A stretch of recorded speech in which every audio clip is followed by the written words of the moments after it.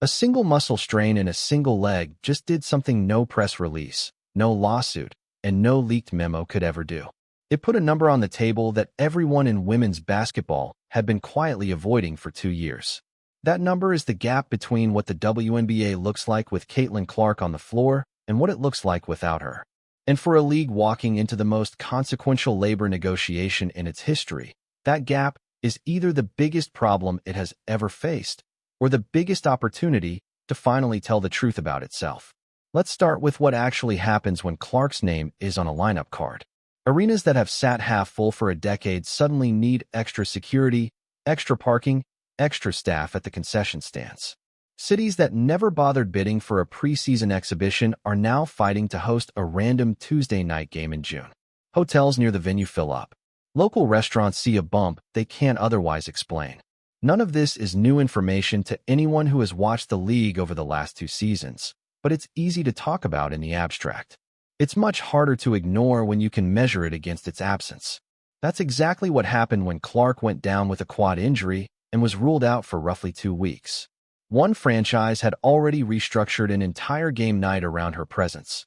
Bigger venue, expanded promotional push, additional part-time staff hired specifically because the demand was assumed to be there. When the injury news broke, ticket prices for that game were cut dramatically within hours, and even at the discount, seats didn't move. Sections that had been marketed as premium inventory sat empty on game night. This wasn't a minor disappointment. It was a visible, public demonstration of exactly how load-bearing one player's health had become for an entire business model. If you want a preview of how this plays out, you don't have to look far. Major League Soccer went through something similar when Lionel Messi signed with Inter Miami. Attendance and viewership exploded overnight. Television numbers the league had never touched suddenly became normal, and every match against Miami turned into an event. Then Messi got hurt, and fans who had paid premium prices to see him specifically were furious. Here's the interesting part, though. MLS didn't pretend the surge had been about anything other than Messi. They didn't insist the growth was broad-based or that fans would show up the same way regardless. They acknowledged the obvious and offered free tickets and concessions to smooth over the disappointment. It was an honest, low-ego response to an uncomfortable truth, and it protected the relationship between the league and the audience Messi had brought in. The WNBA took the opposite approach. For 2 years, the league's public messaging was that the growth was organic, that it belonged to the league as a whole, that women's basketball had simply arrived and every roster was contributing to the moment. It's a nice story. It is also not what the data shows. Games with Clark in the lineup have regularly pulled in 1.5 to 2 million television viewers, numbers the league had never approached before her rookie season. Games without her tend to land closer to 400,000, and some worst-case projections during her absence put certain matchups under 200,000 viewers total. That's not a modest dip. That's a drop of 60 to 80% depending on the night, and it means one player is generating the clear majority of the league's commercial value, not a meaningful slice of it.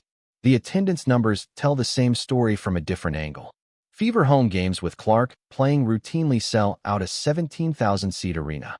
Plenty of other WNBA games, featuring genuinely excellent players, struggle to fill venues half that size.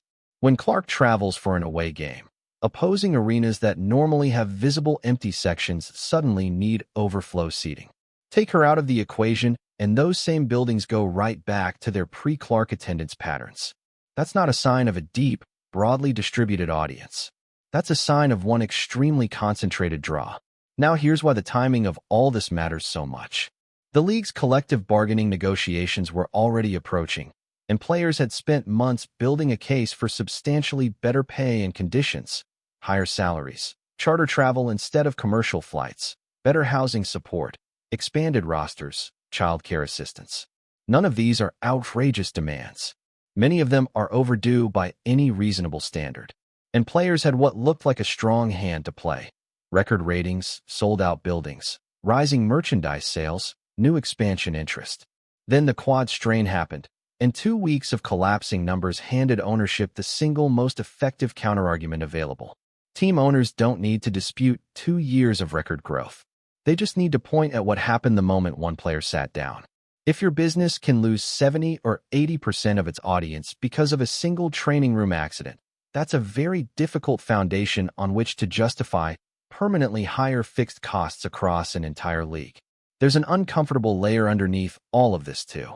From a pure negotiating standpoint, ownership has every incentive to let those 2 weeks look as bad as possible, not because anyone wants the league to struggle, but because weak numbers during Clark's absence are leverage at the bargaining table. If you're being asked to commit to significantly higher operating costs across every roster, you want to be able to demonstrate that the revenue supporting those costs is fragile rather than durable. 2 weeks of half-empty arenas does exactly that, whether or not it was engineered. So who else in the league can actually move these numbers on their own? It's worth being honest about this, because it's central to the whole debate. Paige Buecher's arrived with real anticipation and a genuine, growing audience. But by most estimates, her individual draw is roughly half of Clark's, which is still significant, but not the same category. Angel Reese has built an enormous social media following and real cultural presence, but the data consistently suggests fans are drawn to her personality and her rivalry storylines more than to her game specifically. That's not a knock on her as a competitor, just an honest read on what she drives commercially. Elite players like Sabrina Ionescu, Breanna Stewart, and Aya Wilson are among the best basketball players alive. Full stop. But their presence on a schedule doesn't move ticket sales or television numbers the way Clark's does. Strong franchises like Seattle, Las Vegas, and New York have real fan bases, but they don't fill road arenas the way a Fever game with Clark in uniform does. None of this means these players don't matter. It means star power at a truly transcendent, league-altering level is rare, and pretending several players currently operate at that level doesn't make it true. There's also a strange irony buried in all of this. Clark herself is on a standard rookie contract, one that's competitive by WNBA norms, but nowhere close to what an athlete generating this much commercial value would earn in almost any other sport. Meanwhile, the sponsorship dollars and broadcast attention her popularity pulled into the league have benefited every other roster, even players who had nothing to do with generating that attention. Her injury doesn't threaten her own financial situation. That contract is locked in either way. It threatens the negotiating leverage of everyone else who benefited from the boom without personally driving it. The person most responsible for the league's recent growth is the least exposed to the fallout of this particular moment, and everyone else is left facing a much tougher room. Which brings us to the real question sitting underneath all of this. Can the WNBA actually build several genuine commercial draws, or does it fundamentally need one transcendent player to hold the whole structure together? This isn't just a talking point for a negotiating table. It shapes every long-term decision the league has to make. Facility investments, expansion approvals, broadcast contracts, roster spending. If the honest answer is that the business is still dependent on one player staying healthy, then locking in dramatically higher permanent costs is a real risk for ownership. But players have an equally legitimate counterpoint. If the answer to every request for better pay is the league isn't stable enough yet, that stability will always be described as just out of reach, and meaningful change will never actually arrive. Both sides have a real argument here. Neither is simply wrong. The injury didn't create that tension. It just made it impossible to keep pretending it doesn't exist. None of this was anyone's fault. Injuries happen. That's the nature of professional sports, and nothing about a quad strain reflects bad management or bad policy. What it exposed wasn't random at all, though. The league built its entire recent financial story around one player's continued health without ever saying so out loud, and then spent 2 years describing that growth as broad and organic when the numbers say otherwise. That gap between the public narrative and the underlying business reality was always going to get tested eventually. It just happened to get tested 2 weeks before the most important labor negotiation the league has ever had, in full public view, with every number available to both sides of the table. Where this goes from here really does branch in a few directions. In the best version, both sides use this moment honestly. Players get real, meaningful gains, and ownership gets structures that don't overcommit the league based on one player's health, while everyone invests seriously in developing the next tier of stars. In a worse version, the bad numbers just harden both sides' positions. Negotiations turn contentious, and the underlying tension gets kicked down the road again with more resentment attached.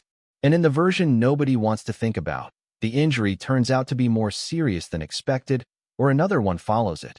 And the momentum the league spent 2 years building starts to erode before it ever got properly reinforced. Whichever path it takes, the 2 weeks that followed that quad strain told a more honest story about the WNBA's finances than 2 years of press releases did. Not because anyone lied outright, but because it's very easy to describe growth as shared and durable right up until the moment you're forced to watch what happens when the one player actually driving it isn't on the floor.